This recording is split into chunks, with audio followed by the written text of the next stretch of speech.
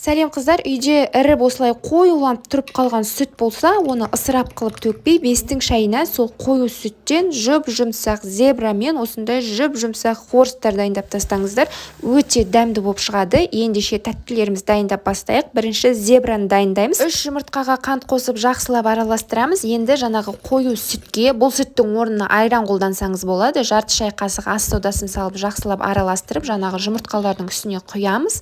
Оның үстінен сұйық май құйып жақсылап араластырамыз, және соңында ұн салып осылай қою масса шығарамыз. Енді осы массамызды екіге бөліп, бір бөлігіне какао ұнтағын қосып араластырамыз да арнайы формаға бірінің үстінен бірін құйып, үстінен тұщыққыштың көмегімен өрнек салып 180 градуста қызып тұрған пеште 40-45 минуттай пісіріп аламыз. Тасы піскен піспеген тұщыққышпен анықтап көрсеңіздер болады. Енді жұмсақ хорстар дайындаймыз. Жаңағы қою сүтімізге жарты шай қасық ас содасын салып жақсылап араластырамыз. Үстінен бір жұмыртқа қосып тағы да жақсылап араластырып, қант, шымшым, тұз